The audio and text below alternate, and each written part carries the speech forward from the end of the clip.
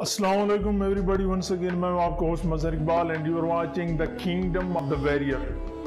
दोस्तों, आज की वीडियो जो पाकिस्तान कैसे बना या क़याम पाकिस्तान के ऊपर आज हमारी पहली किस्त है। ये कहानी है 70 साल पहले की, जब अंग्रेजों के जाने के साथ एक भारत दो हिस्सों में तकसीम हो गया था और दो आज़ाद ममालिक का जन्म हुआ था, यानी इंडिया और पाकिस्तान। तकसीम हिंद से जुड़ी कुछ अहम तारीख हैं। आपको क्या लगता है, ये जो टुकड़ा हमें मिला है प्लेट में रखा हुआ हलवा था? सदियों से मुसलमान हिंदुस्तान पर हुकूमत करते आए हैं। आखिर ऐसी क्या वजह बनी थी जिसकी वजह से बरसगीर के मुसलमानों को अलहदा वतन हासिल करना पड़ा? ऐसी क्या वजूहात थी, क्या पस मंजर था, क्या असबाब थे? आज की वीडियो में हम यही चीजें डिस्कस करेंगे। वीडियो पर आगे बढ़ने से कबल चैनल पर नए आने वाले दोस्तों से गुजारिश है हमारे चैनल को सब्सक्राइब कर लें, साथ में बेल आइकन को भी प्रेस कर दें। Watch for more informative video like this. So let's start this video without any delay.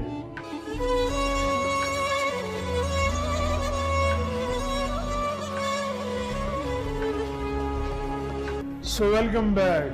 दोस्तों, हिंदुस्तान के अंदर जब से अंग्रेज आए और मुसलमानों की वो जो सुल्तनत थी मूलों की उसको ख़त्म कर दिया, उसके बाद मुसलमानों के दो मुखालिफ बन गए, एक अंग्रेज और दूसरा ये हिंदू। दोस्तों, हिंदू इंतहा पसंद फ़िरका परस्त जमातों ने मुसलमानों को हिंदुस्तान से निकालने या उन्हें हिंदू बनाने के लिए कई बाज़ाब्ता तहरीकें शुरू करती थी। अलमिया ये है, आज हमारी नौजवान नस्ल ये मकासद और असबाब तफसील से बताने की ज़रूरत महसूस ही नहीं करती और ना ही सुनने की। दोस्तों, पाकिस्तान एक अलग और एक आज़ाद मुमलिकत है। इसका एक तवील पस मंज़र है, लेकिन इसकी मुख्तसर वजह यह है, दो कौमों के दरमियान मज़ाहिब, तहज़ीब और सकाफत ही का वाज़ेह फ़र्क नहीं था, बल्कि मुस्लिम हिंदू और अंग्रेज़ के जाबिराना इस्तेसाल का शिकार मुस्लिम कौम थे। दोस्तों, क़याम पाकिस्तान की इल्मी और तहक़ीक़ी वजूहात और दानिशमंदाना तज्ज़िये अपनी जगह, मगर हिंदू मुस्लिम मुआशरत में मुतअस्सिब रवैये ही थे, जिनकी वजह से बरसगीर में 1000 साल तक मुसलमान और हिंदू इकट्ठे रहे, मगर दरिया के दो किनारों की तरह कभी मिल नहीं पाए। तारीख के हर दौर में हिंदू और मुस्लिम का फ़र्क नुमाया रहा। फिर ये बढ़ता गया, हिंदू महल्ले, मुस्लिम महल्ले, हिंदू हलवाई और मुस्लिम हलवाई। हिंदू पानी और मुस्लिम पानी की तकसीम इतनी मजबूत थी कि अकबर के दीन इलाही से नेशनलिस्ट कांग्रेस उलमा तक कोई इसे ख़त्म ना कर सका। दोस्तों, मुसलमान एक खुदा को मानने वाले था, वो मस्जिद में जाता था, जबकि हिंदू कई खुदाओं को पूजने वाला था। यहाँ तक कि सांप, बिच्छू, बंदर, चरिंद परिंद, शजर खजर को भी देवता मानता था। ये एक बुनियादी तसादम था, तजाद था, जो क़याम पाकिस्तान का सबब बना। इसके अलावा मुसलमानों का अकीदा है कि हर हलाल चीज़, खा मुर्गी हो या गाय हो, ऊँट हो या बकरी हो, उसे ज़बह करके खाया पिया जा सकता है और उसको तकसीम भी किया जा सकता है।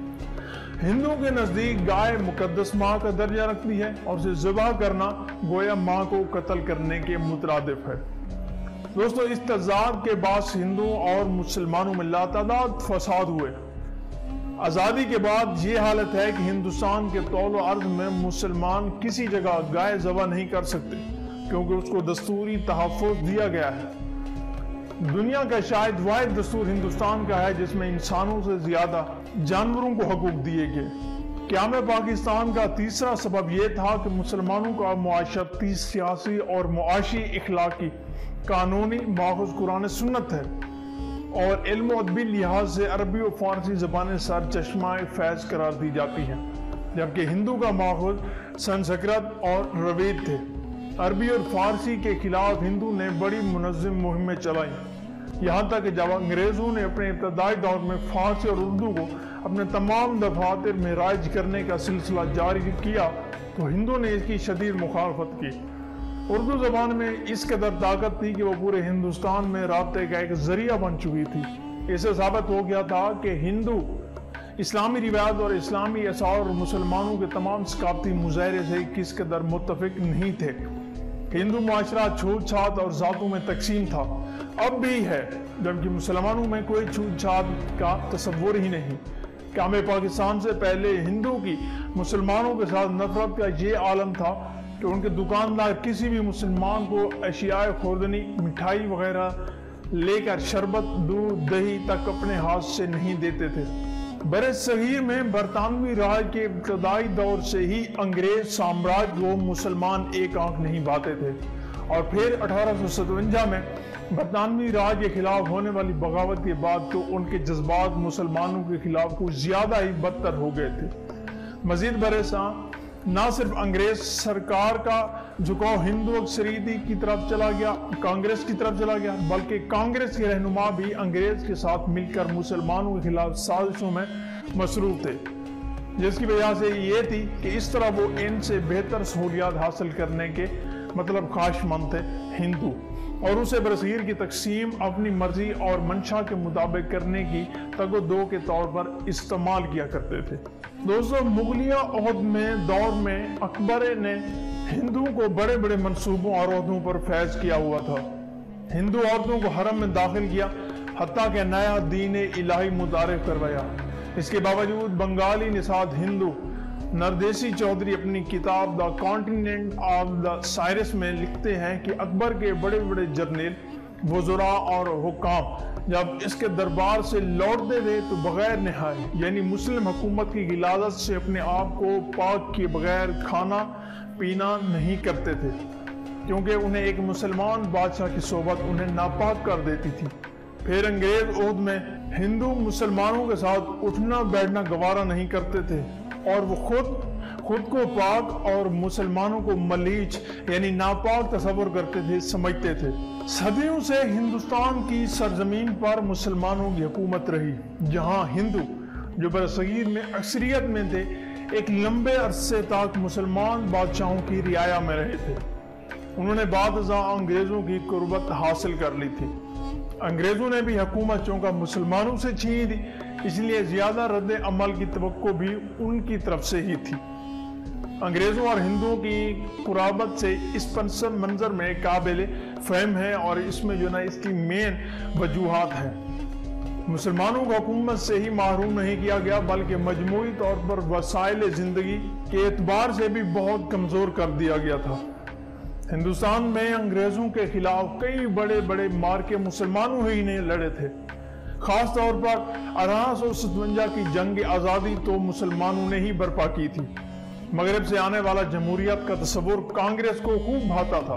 ان کا خیال تھا کہ برطانوی تصور جمہوریت کی مدد سے وہ برصغیر پر اپنی حکومت قائم کر سکتے ہیں، اور تاریخ میں پہلی مرتبہ مسلمانوں کو ہندوستان میں اپنے زیر اقتدار رکھ سکتے ہیں۔ مسلمان بھی برصغیر میں کوئی معمولی اقلیت نہیں تھے۔ اپنے ماضی کی تحریک کے زیر اثر وہ اقلیت کا کردار قبول کرنے کو تیار نہ تھے۔ ایک اندازے کے مطابق ہندوستان میں اس وقت تقریباً 40% مسلمان آباد تھے۔ بعض صوبوں میں انہیں اکثریت بھی حاصل تھی۔ مسلمان محسوس کرتے تھے کہ انہیں معاشی اور سماجی طور پر جان بوجھ کر پسماندہ رکھا گیا ہے۔ مسلمانوں کو یہ بھی احساس تھا، جو ہندوستان کے طول و عرض میں پیش آنے والے واقعات کی روشنی میں درست بھی تھا، کہ ہندو اپنی اجتماعی اکثریت اور مذہبی تصورات کی بنیاد پر مسلمانوں سے تعصب برتتے تھے، اور انہیں بہت سے مقامات پر اپنے سے نیتا تصور کرتے تھے۔ مسلمانوں کو پاک کرنے کے لیے انہوں نے تحریکیں چلائیں۔ چنانچہ 1925 اور 1930 کے درمیان شدی اور شنگسٹن کی تحریکیں چلیں۔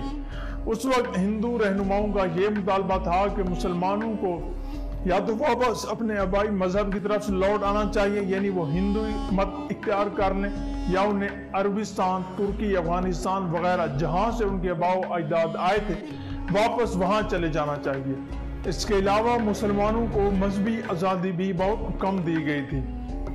اس وقت مسلمانوں کے ممتاز رہنماؤں، جن میں قائد اعظم محمد علی جناح شامل تھے، انہوں نے پہلے مرحلے پر ہندوستان کے اتحاد اور مسلم ہندو اتحاد پر زور دیا اور ہندوستان کی وحدت کی بقا کے لیے آواز اٹھائی، لیکن مسلسل تجربات کے بعد وہ اس نتیجے پر پہنچے کہ کانگریس کی قیادت مسلمانوں کو ان کے بنیادی حقوق دینے پر آمادہ نہیں ہے۔ یہاں تک کہ جہاں مسلمان اکثریت میں تھے، متحدہ ہندوستان کے آخری انتخابات کے بعد حکومتوں کی تشکیل میں کانگریس نے وہاں بھی مسلمانوں کو اقتدار سے محروم رکھنے کے لیے ہر طرح کے تجربے کیے۔ یہی وہ اہم اور بنیادی وجوہات تھی جس کے بعد مسلمان رہنماؤں نے آخرکار ایک الگ مسلم ریاست کی تجویز پیش کی۔ یہ تجویز ایک آزاد خود مختار ریاست کو تصور اختیار کرتے کرتے مختلف مراحل سے گزرتی رہی۔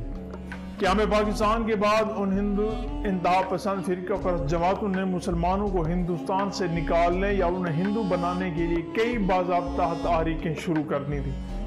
المیہ یہ ہے، آج ہماری نوجوان نسل یہ مقاصد اور اسباب بھول چکی ہے، اور اگر کوئی بتانے کی کوشش بھی کرے تو نوجوان نسل کی اکثریت اس میں کوئی دلچسپی نہیں لیتی۔ یہ وہ عمل ہے جس نے ہمارے نوجوان نسل کی اکثریت کو بھارتی کلچر کی طرف پاکستانی کلچر سے زیادہ مائل کر دیا ہے۔